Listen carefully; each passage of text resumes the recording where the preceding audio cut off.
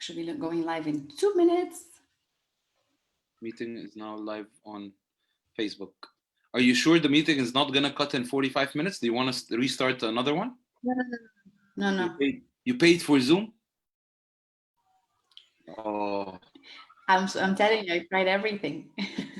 the guy is $2 billion richer now. Yeah. Eric Yon is $2 billion, is $7 billion which the richer actually. Yeah. Well, it's an opportunity the same way you took it. I think we're live right now. Welcome to the quarantine sessions, everyone. We are super excited today. By the way, happy Labor Day to everyone staying home. We hope we're staying home and you're staying safe. Today we have a session about going digital with your business, and we have a very, very special guest with us, an entrepreneur that has managed to grow his business in an incredible way. His name is Ahmed Omar. He's the founder of Odigo. Ahmed, thank you so much for being with us today. That's my pleasure, V. How has it been with the quarantine for you? It's been good. We grew as an e-commerce. You know, every industry has its ups and its downs. I think a lot of industries fell through the coronavirus or the quarantine, but we had two options. We had either to say, oh, we can't ship anymore, or we use it as an opportunity. So thank God we had a team with a very good mentality. Started working together, specifically Ahmed Nasser. He's one of the people who he's the one managing the people in the marketing. We brainstormed and we started launching big campaigns during quarantine, as in stay home, stay safe campaigns. So it helped us grow 10x, I think, from 8 to 10x. You were telling me before, right? Yes. This is incredible. A 10x growth in times of global pandemic, when every entrepreneur, every business is struggling, right? What do you think? I mean, how did you manage to achieve that? What was the key secret to that? I think it was our mentality from the beginning, but we had this instinct that there's time that we have to grow, and maybe it's when you get a lot of hits and a lot of failures at certain point, you start refusing those kinds of failures. So it's kind of a shift that you don't have to accept that you failed. So no, even though I have time and we have resources, we started building partnerships in a few hours, and in a few days we were able to launch a very big campaign with the help of my, of course, with the teammates. I think also, the marketing and the head of people and marketing in the organization. We started building a few strategies to launch it to the public during the virus and during the stress, I think, of the people. Right. For those who don't know Omar, I personally consider Omar a mentor. He is a master, a genius that cracks all the digital marketing techniques. And he's actually mentored our startups and entrepreneurs and startups without borders to take their business digitally. What I want to know, Ahmed, first thing, what is the first step an entrepreneur should do to go digital? I know that you have a full webinar prepared for us today, so we can start rolling that out. But I want to know, can any entrepreneur on any business go digital? Because this is what many people are wondering today.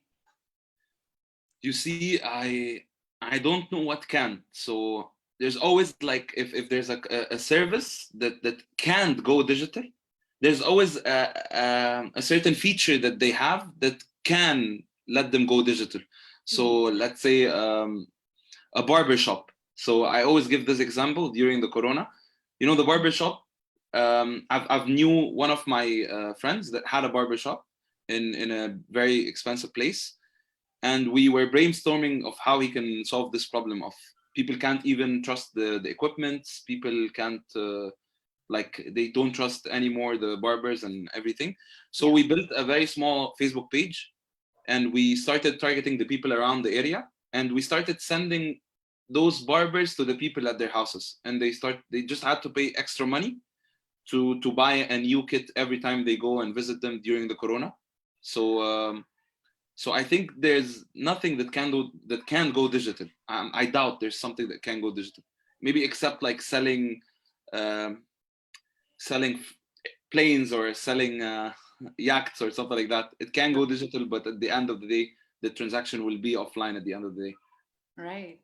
Yeah, we're seeing industries like the travel industry that is very, struggling a lot in this period. But there are several companies that have started reinventing themselves, adding VR to their services. So there's also that opportunity, right? We have on the one hand all the going digital space, and then on the other hand, adding value, right, and finding sort of new revenue streams. Yeah. So can you walk us through the steps of going digital? If I'm a business and I still do not have digital presence, I'm not selling online, where do I start? So you see, I learned that from Ahmed Nasser. He's one of my people that works directly with me. He's one of the people that I learn a lot, and we learn a lot from each other. So when me and Ahmed was talking, it was more into the first thing that we had to do is to make sure there is the right people. There's the right. We set the stage, as they call it in many books, setting the stage. So we have to choose our people to make sure they can manage this. So the first thing I have to do is choosing the team that can help us through this kind of transformation.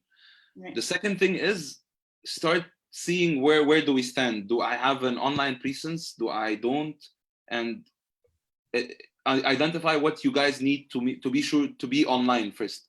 So after being online, having an online presence, having a platform, having a website, and then there's about how to grow it and how to make sure you reach out to millions of people with of course, the lowest cost. As that's why they call it growth hacking.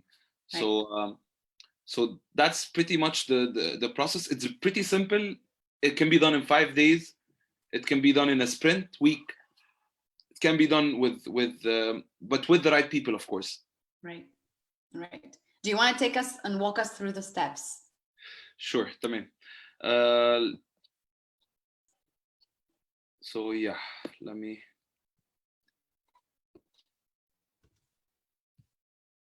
Okay, so you guys see my screen? Yeah. I hope everyone can see my screen. Okay, so that's basically a very small presentation that will help you go through, like, identify what you guys need to go through the next stage if you want to go digital with your business. So the first thing I sold online was when I was about 14 years old. I sold it on Dubizzle. It was a marketplace that I sold my father's motorcycle online. And then I started building a network of people who wanted to sell their vehicles. And then we started making a lot of money during when I was in school. It was me and my friend. His name was Khaled. It was me and Khaled who built this, and we started onboarding a lot of people that wants to sell their vehicles and their cars, but they didn't know how to use the internet back then in 2006. And then I came to Egypt for university. I started selling on Souq and Jumia, and then we started making a lot of revenues and a lot of profits. From this experience, I got a job opportunity in the US, and then I came back with a lot of experience to start Odigo.com, which is my marketplace. It's a car parts marketplace. It holds over 300,000 products. We have achieved over 100,000 visitors monthly, and we're growing. We're growing in Saudi Arabia and in Egypt, and we're expanding soon to other countries too. Right. But this is. So what's the first thing you need to make sure to make sure you can take your business digital is to kick out the troublemaker. So the person who is not convinced with going digital needs to leave the room. Right. So if you have any kind of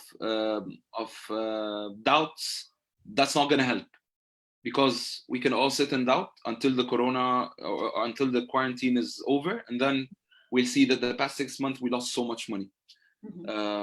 But the first thing you need to do is to make sure your mind functions in a way that understands that in every crisis, there's always a way that you can do more. So there's always a way that you can do more, either in investments and buying more products because people are selling a lot of products with losses because they can't pay. There's always an opportunity. So much more. Right. So the first question you need to ask yourself is, what type is my business, and can it be digitized or not? Mm-hmm. So what is my business? Is it a retail business? Is it a shop, mahal? Is it like a store, a small store that sells electronics? Is it a brand that manufactures products, an Egyptian cotton, or is it a service? So that's the first thing you need to know. Right. How can you digitize it? Yeah, tell me, V. You have a Let's question? clarify one thing. When you talk about digitizing your business, we're not just talking about e-commerce, right? We're not just talking about selling online. What are we talking about? We're talking about being on, like, selling, like operating during quarantine. We're talking about not only being online, but also selling online, but also growing your business online, but also being there after the quarantine is over. Because a lot of people ask me this question is, what if the quarantine is over? Will you make sales? So my nature is to collect a lot of no's from people. I like to go and get a lot of no's. So a lot of people were like, a lot of investors who was interested were like, yeah, you're growing now, but then after the quarantine, what's gonna happen? Right. So when my reply was that actually people got used to the service, and they saw that there's no sense for them to go outside and to try to get this same service with an effort.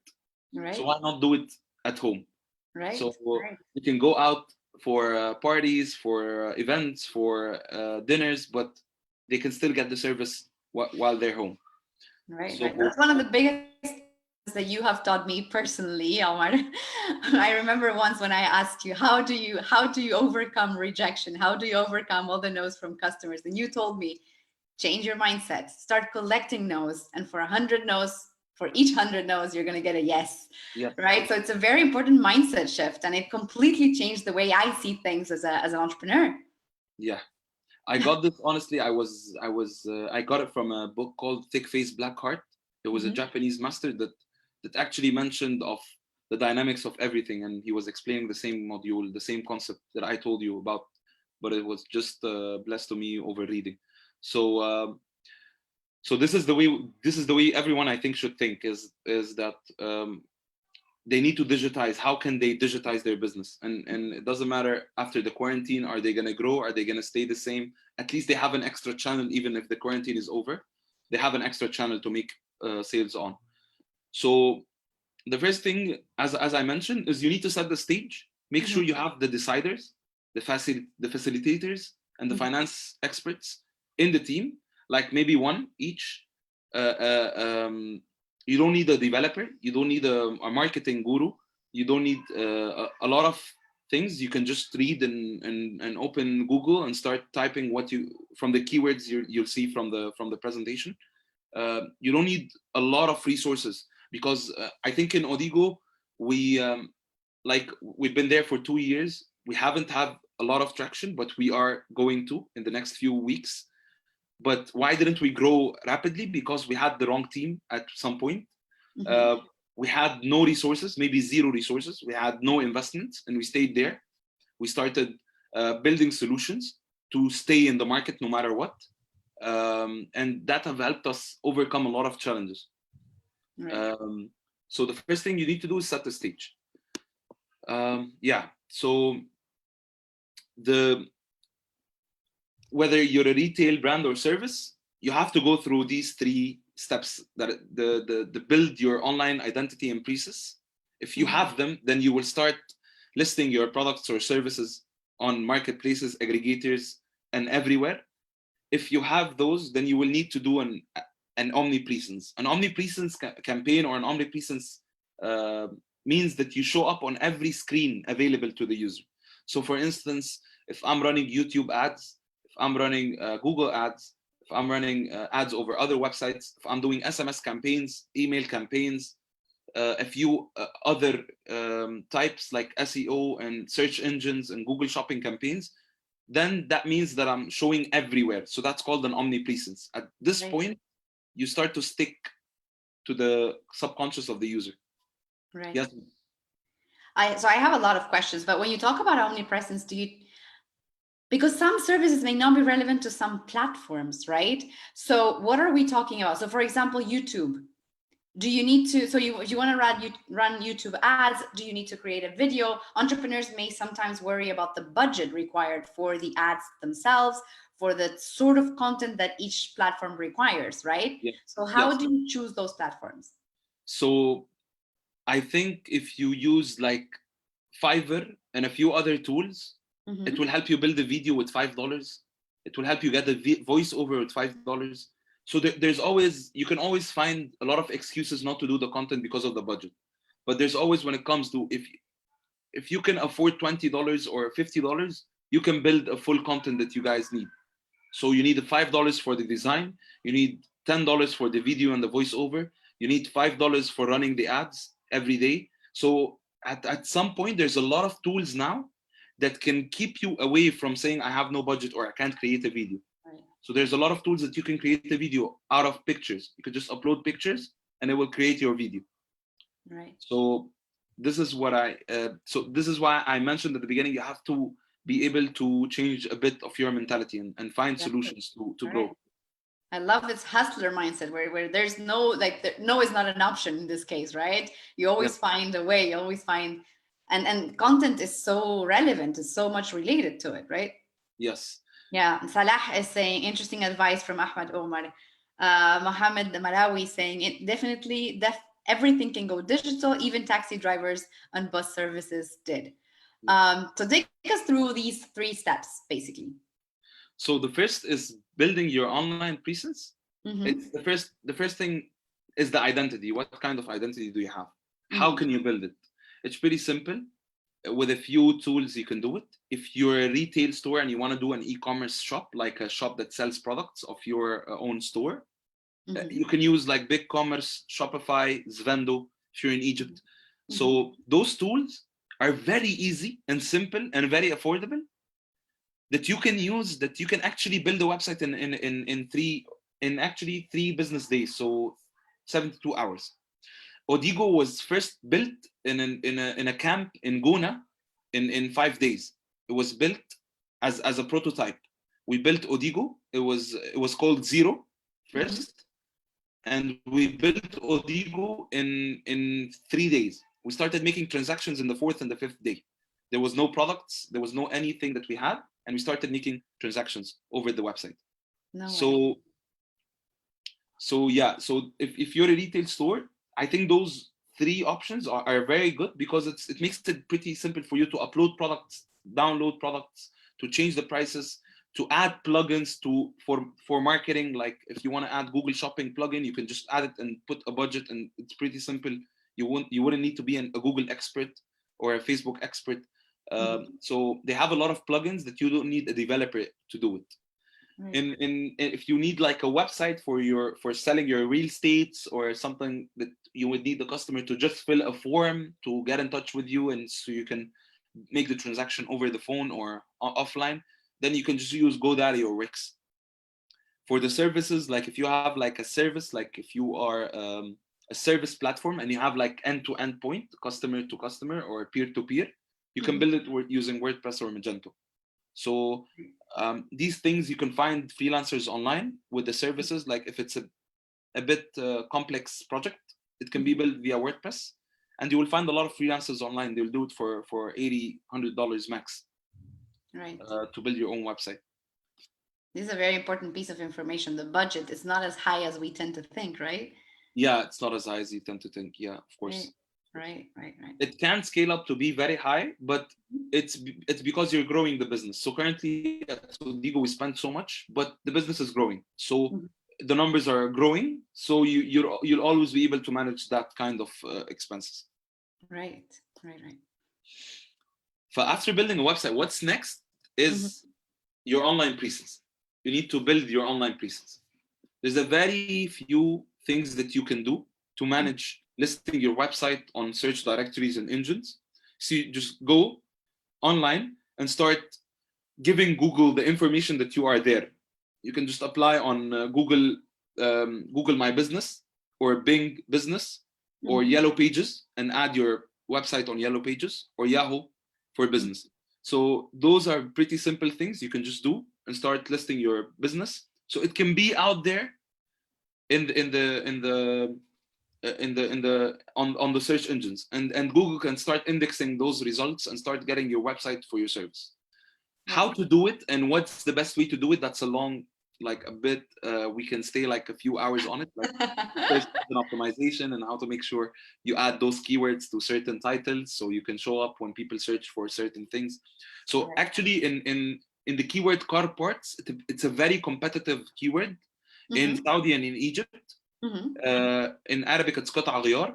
We show up on the first page, so organically with no payment. Actually, after the second most expensive, the second biggest website in the world that sells car parts. So the best website in the world that sells car parts are carparts.com. Below it, odigo.com comes. Right.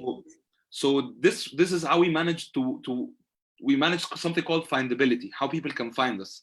So we started building it with ads. Then we started organically adding car parts keyword in our content to make sure that Google says, oh shit, they have a lot of car parts keywords in their website. That's a car parts website. We can show it to the users. Right. Yeah, there are, I mean, it depends on the platform that you use, right? For SEO. For us, for example, we're using WordPress and we just use a plugin called Yoast. Yes. And that has Yoast been SEO. working. Sorry? Yoast SEO, yeah. Yeah, and it's pretty good in terms of SEO. We're getting pretty good results organically as well by listing every piece of content. As you were saying, content here is key, right? So you list the content and the keywords, and then that helps people find you. Yes, exactly. Right. You were saying manage findability. Can you explain that concept a little bit better? Okay, so a lot of people they build a business, they build an online presence, but people just can't find them. So it's like they search with their own names and they can't find them. So sometimes you write startups without borders, you'll find a blog. Right. So you need to find the website first. So that's what's called managed findability. You need to be findable for people, even if they search with your own name. So if you're not listed on search engines and directories, you will not be findable. Right. If you're not working a bit with your content to add some keywords to your website, people won't find you.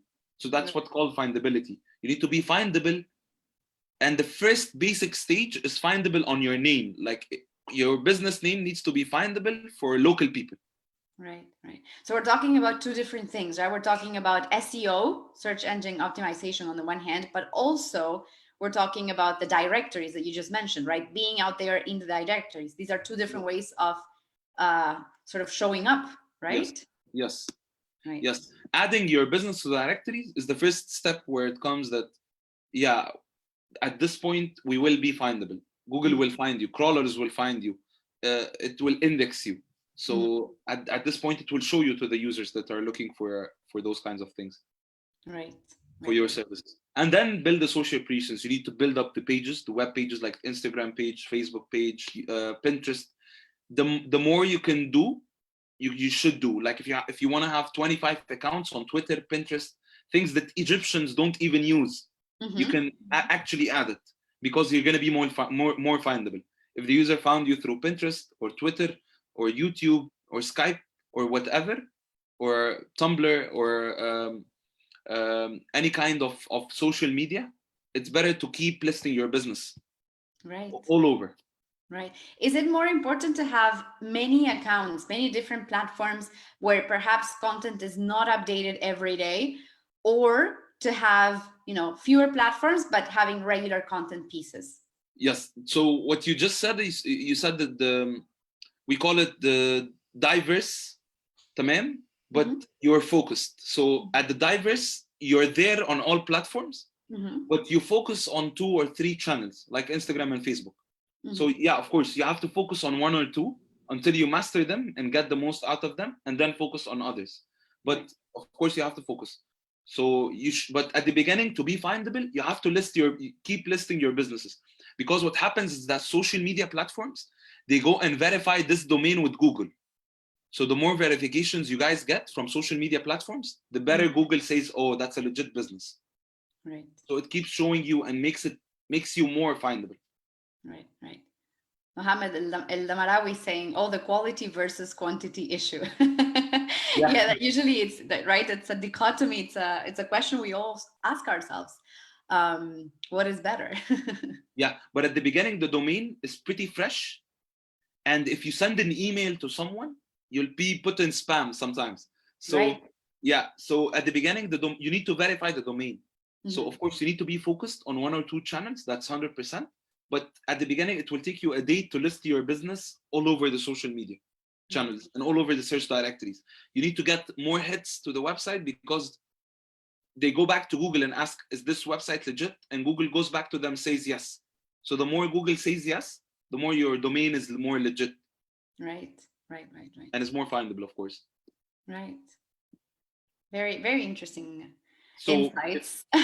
Yeah, so if you have a product, like let's say now you're a brand or a manufacturer and you want to go digital, and you have a product, let's say like a cotton line or like a shoe brand, like a leather, original leather, Egyptian leather, and you want to go digital, you need to do the previous 2 steps and also list your products on all marketplaces. So if you're a car part manufacturer in Egypt, you can list it on a marketplace, Odigo. If you are selling fashion or watches or phones, you can list it on Jumia or Souq.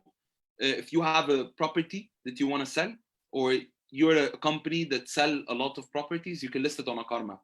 So also the aggregators are ones that are actually Aqarmap is an aggregator. Aggregator and marketplaces are different in one single term. Marketplaces are marketplaces, and e-commerce marketplaces are those 3 on the left, which means you can actually do the transaction online. Right. It's an aggregator or just a marketplace, not an e-commerce marketplace, if you can list and you can do transaction over the phone or offline. So like OpenSouq, like OLX, like Facebook Marketplace, you can do the transaction over the message, and then they'll call you, and then you will continue the transaction with no payment made or any kind of promises made until you meet the guy offline. Right. So that's the difference between aggregators. Yeah. So I have a small question. So when you say list your products, do you list your products under your brand? Do you register yourself? I imagine it's different from platform to platform, right? But do you register as Odigo, or you just register your entire directory of products? So Odigo is a marketplace. So Odigo will take a brand like Valeo. If Valeo decided to sell, or let's say Mobile decided to sell online, they go to Odigo and say, okay, we want to be listed on Odigo to start selling my oil to the public. So what happens with other marketplaces is that with other brands, like if I own a brand, I want to be there on every single channel. Right. To make sure that I'm going to get a sale there, a sale here, a sale there today. And then within 30 days, by the time you build reviews on your products, and that's another session, that's a totally different way to get, like how to get reviews on your products if you're selling online. That's also called, we used to do it in the US. It was a full department full of people that we used to manage how to get reviews over our products on Amazon to be from the top 100, because the top 100 products sells up to $10 million to $20 million monthly on Amazon. Depends on the category, of course.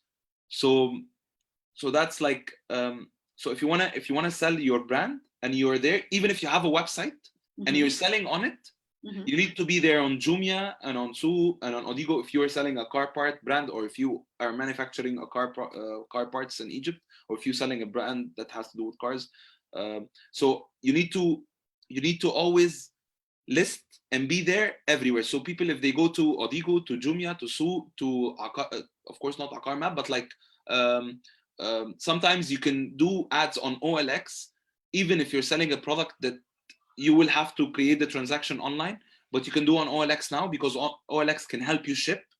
So you need to be there everywhere. You'll get 1 transaction a day, 2 transactions a day, and then it starts to build up. Those transactions starts to build up. So by the time after a year, you'll get maybe 50 to 100 orders per day from 7 marketplaces. There was a company I was working with in the US.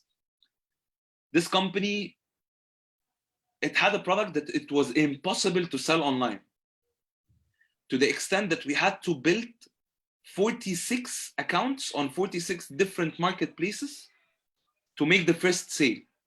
So we had to go to Wayfair, to House, to eBay, to Amazon, to Overstock, to Rakuten, to a lot of other to Home Depot, to Lowe's, to all these marketplaces that they're there online to list their products, to make sure, oh yes, finally Wayfair is the marketplace that will sell my product. So it was a very tough time that we had, because like we always had, I'm sure this will sell on this marketplace, and when we launch it on this marketplace, it doesn't sell. But because we tried a lot, it worked. And now they make about $20 to $25 million monthly selling online, and they have never sold online 5 years ago. So, and their business is transformed. They were selling to local traders. Now they're 80% is selling online. Right. Right. We have 2 questions from the audience. So Mohammed Hassan is asking, what is a good budget to get realistic indicative results? And Mohammed Damarawi says, great, but what about services? So what about startups that sell services? Yes. Mishi, a good budget for ads or a good budget to build this online presence, it depends what you want to build. If you want to build like something that you want to do an MVP, like of your service, that because there's no one is selling this kind of service online, so you want to do an MVP, it can cost you from $50 to $250. If you want to do like a big website that you're sure that there's other competitors that had their online presence and you want to be the same, then there might be from $1,000 up. So it depends. What do you want to build? You want to build an MVP, or you want to test, or you want to build something that you're already 100% sure that it will sell online? As of services, like if they can see me now, if they can share with me what is the service type, and we can actually use this example. If not, I can mention in a very pretty simple example. So let's say a barber shop, or let's say a barber shop. Mm-hmm. We did the website within 2 days, okay, and we did this very stupid form. With a click of a button, you can fill like 3-4 things. Actually, that's it: name, phone number, email address, and what are you looking for, like a comment box, and then thank you. And we started calling those customers after they did the transaction online and making sure they actually need the service. And we transformed this to making sure it can be at home. So if the barber needs 1, 2, 3, 5, 10 items with him in the shop, how can we make sure he has those 10 items? So let's say we see what items need electricity. So he needs to take a certain, so the operations is pretty simple. You can just mind map it and you will know what exactly you need to transform it to a delivery, as a barber delivery. So, and we started to build a campaign on your barber shop is now a delivery, or like I can't remember, I can't recall the campaigns with the content. I'm not really a great person with content. Something like a barber at home. Yeah. So I know how to make sure the content gets to the maximum number of people with the lowest number of amount of money. Right. But with the content, like there's a lot of content, there's a lot of ideas. Yeah. So did he mention what kind of service is he doing? No, but Mohammed, if you want to tell us in a comment what kind of service do you offer, perhaps we can find a clearer example, right? There's also another question by Ahmad Yusuf. How to do this if you're a B2B business? Okay, so we have a challenge in our company that we wanted to turn it to B2B. So if you have certain products, like let's say I'm thinking of a B2B product. If you're selling a ton, not like 1,000 kilograms of let's say rice, okay, and you have different types of rice, what you could do is you could build a very small Shopify website, and you can start contacting your suppliers, mentioning that if you order online, I will give you a discount over the price I used to give you. What's good about this, because if you wanna keep them loyal to your business online, they'll keep coming back to the platform. So if you lost money today, and if you added another product in the future, they'll buy more from it. So if you keep them loyal to a certain platform, even though it doesn't make a difference that if they call you with the phone or if they go online, it doesn't make a difference for them. If you motivate them to use the digital, and use the web, the platform to make the transaction, I think it will transform your business, because you can then monetize the business. You can actually do certain kind of ads on it. You can actually take more suppliers mentioning that I have a lot of businesses that sees this screen monthly or weekly or daily. So it will open up a lot of opportunities for you if you're going into B2B. I know service centers that they don't have except a smartphone. They don't have a printer, they don't have a laptop, they don't have anything. And they're able to go online, buy from Odigo, because they're just getting £100 discount over Odigo if they're using the app. So this kind of customer you need to look at, because you will not be always accessible with the phone, but you will always 24 hours you'll be accessible through your website or through your app. So for example, if he needs to ask for what's the new price of the rice you're selling with ton, he will just go online. If you make sure that there's someone that updates it on daily basis or weekly basis, he'll just go online and say, oh yeah, that's even cheaper than yesterday that I used to buy it. So he will make the transaction online, and he will actually trust your brand more. He can see frequent updates, and he can understand that you are up to date. And there's a lot of overselling and cross-selling when you get the business to start using a platform of yours when it comes to B2B sales. Mohammed is also saying, yeah, but what about omnipresence when it comes to services in general? Okay, so let me see. What about omnipresence? So what kind of service is he doing? Services in general. So let's say house cleaning. What kind of service? Like, is it house cleaning, or is it like a tire change service? So let's say a tire change service that let's say it's a location, because I think that's what he's trying to tap into. It's somewhere that people needs to come to perform that service. Right. So as I said at the beginning, there's one type that you can make actually a certain person or one of the team members go to the users. So let's say you can't. Okay, let's say the car has to come to you, and you have to perform the job over when the car is at your place. So using this kind of service, how can you push it during the current time that the people are very scared to go outside? We actually fixed someone's car last month by when she literally she was in the balcony. She gave the key to the landlord, or to the guy. Doorman, the doorman, yeah. Doorman. Yeah, exactly. She gave the key to the doorman, and she was watching her car being picked up by a pickup truck and delivered to the service center, and it came back to her.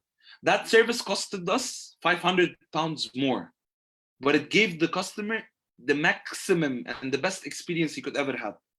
So let's say you need the customer to come to you. So what you could do is that you could start promoting your business via channels to make sure it's with the trend. So the omnipresence needs to be trendy. You need to be trendy. You need to be there. You need to be alive.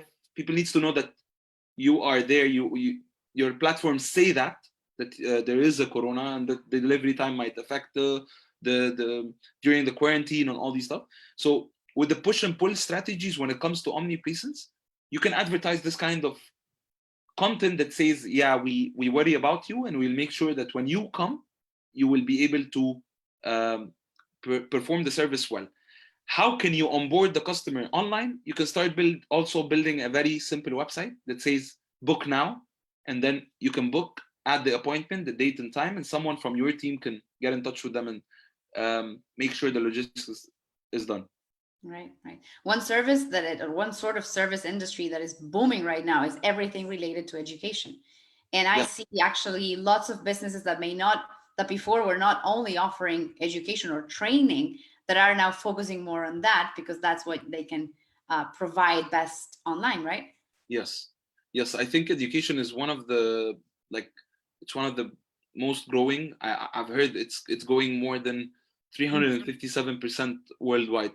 So yeah, of course, education is growing. And I think it's pretty simple. Like, there's a lot of education content online. If you have an education content piece, you can start selling it also online on marketplaces like there's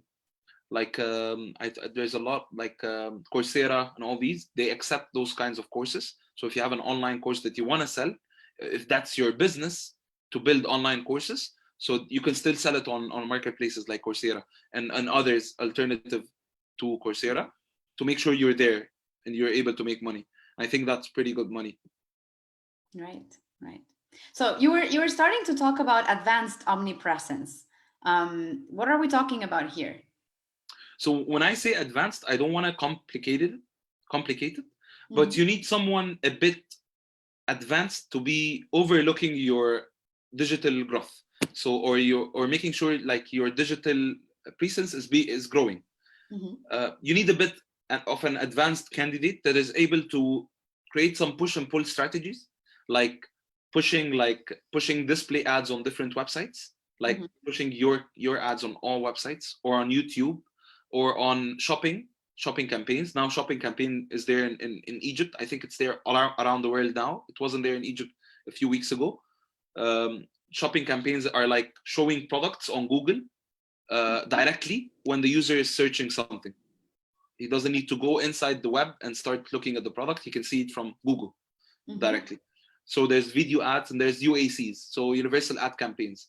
So universal ad campaigns are like the campaigns that the ads that show up when you're playing games or reading a Quran on an app or something like that. Right, right. So those are the types of ads. So with the push and pull strategies, you need a bit of an expert to start doing this. If you don't have, then you can take 2 weeks to start learning the basics. But you need like 16 hours, I think a week, like every day a week, yeah, to get the feel of and the look of everything you need to do when it comes to push and pull strategies. Right. With the SMS and do you have any source where people can get training on that? Let's say they can't manage right now to hire someone that is an expert in push and pull strategies. Is there anywhere they can learn? Yeah, there is actually Coursera. There is a lot of there's one of the top, I think, I can't remember it now, it's not on top of my mind. Udemy, yeah. Udemy has one of the best Google Ads courses because they always update it. Yeah. Because the problem with the courses is that after a week Google changes their algorithm, so you have to start learning all over again and know what affects Google and how can Google understand your content. So I think Udemy updates those Google campaigns, but the most important thing you need to do is to make sure that this course is decent. So it's a month old, 2 month old, something like that. Right. Even though if it doesn't have too much reviews, if it's newer, it's way better than before. Right. Because a lot of things that Google used to use 6 months ago, they stopped using now. Right. Second strategy, SMS and email marketing. The second thing is the SMS and email marketing, like getting to people. So we have the SMS email marketing. If you have an app, that's an in-app notification. One of the best things actually about Shopify, like if you're building a Shopify website, it's pretty easy to make an app out of it. There's a plugin, you buy it for $40 a month. You can put it out in an app. So if you have an app, you can start doing in-app notifications, like the push notifications you get. What's good about SMS and email marketing, because I've had a lot of debates with a lot of people about, emails are not selling. SMS are not selling. What do we do? You keep sending SMS and emails because it doesn't need to sell, because it's not its purpose to sell. It's purpose to make sure the customer remembers you when it comes to car parts, when it comes to barber shop service, when it comes to service, when it comes to whatever kind of service you're selling, you need to make sure you're always in the subconscious of the user. Right. It will cost you a bit more money, but at the end of the day, it's pennies to what the value you're creating in the market. Mm-hmm. Right. And the third technique? The SEO and the social media management is the search engine optimization. How can you show organically on Google with all your products, with all your services, with the highest ranked keywords and the highest volume keywords? That needs a little bit of an expert, because he plays with the website code, with there's some stuff in the CSS and the HTML of the website that he needs to adjust. There's sometimes the website speed is not really good. There's actually the analytics, the in-app analytics, or the in-web analytics, like all the web analytics. It's not really good. A lot of people are bouncing off the website. So Google indexes this and says, no, that's a bad website for this kind of keyword, so let's rank it to another keyword. How can you track that? How can you track the speed? I know there was Hotjar to track where the user goes, but do you know other tools where people can track, the website? You can type in Google page speed. How can I know my website speed? So you will find like Google Page Insights, page speed insight. There's a Google plugin for it. There's SEO site checkup. There's a lot of websites. If you just Google what I'm saying right now, literally what I'm saying, you'll be able to find all kinds of content that you need, or tools that you need. Right. So we have two more questions. Mohammed Damarawi says, SMS and bulk mail marketing is usually considered a spam. And Ahmad Yusuf is saying how to use the suitable channel to go through. His service is a medical insurance. Okay. So suitable channels to go through in terms of omnipresence marketing. Okay, so it goes to spam because you're not using a tool. You're sending it out of your outbox or out of your Outlook. It will definitely go spam. And maybe you didn't set the online presence well, so Google doesn't know your domain. So you're not listed on Google, you're not listed on any kind of search directory. So it will definitely show spam on Gmail, on Yahoo Mail, on all these kinds of stuff. So this is why at the beginning I said, yeah, you need to list your domain all over. Make sure your domain is there in Yellow Pages, Google, Bing, Google My Business, all search directories, to not allow this to happen. And of course, use a tool, even if you're going to pay for it. So if you're going to pay MailChimp $80 a month for 10,000 emails, email contacts that you can send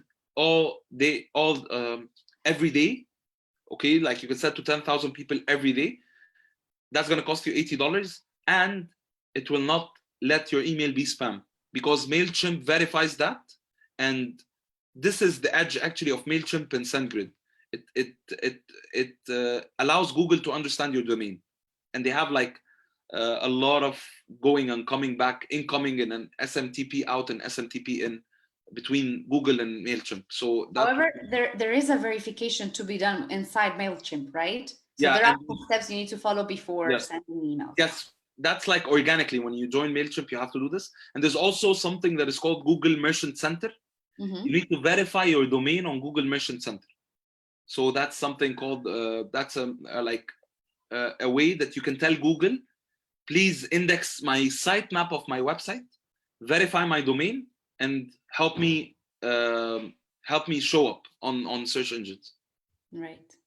Marwa is also asking, how do you go high on the search engine with social media like Facebook? So she has a Facebook page only, right?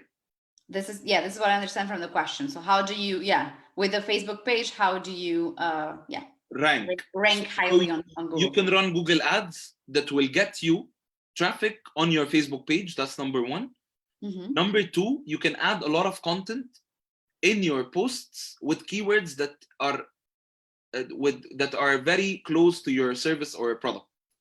So let's say in my content, I have to put a lot of قطع غيار, a lot of car parts keywords in my content to make sure I rank. And something that you should do if you have like a single keyword that you want to show up with, like let's say women bags, let's say, or women bags. You have to add women bags into your name on Facebook if you want to show up with the Facebook page. Right. Other than that, to be a bit tough until you build your own website. Right. Going back to Mohammed's question before about spamming, he's saying no, he means the customer behavior. So I'm guessing what he's trying to say is that it is considered the customers themselves. By the customer as spamming. So there's in MailChimp, there's a pretty interesting button at the end of the mail that says unsubscribe.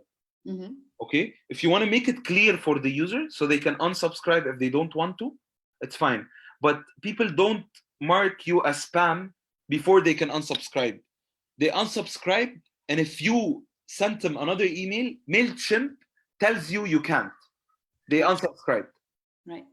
So from a content perspective, I would also add, from a storytelling perspective, right, that if you're really providing with content of value in the emails that you send them or the SMS that you send them, if you're not just selling in your face, but providing with content, that's also, you're not spamming, right? And that also keeps the customers engaged. I'll just give you an example. So I registered to a newsletter from an e-learning platform about storytelling, right? It's a podcast. He has a very interesting funnel because he has a podcast. You listen to the podcast and then he starts mentioning the courses he offers, right? The courses naturally are very expensive, so you don't sign up to the courses.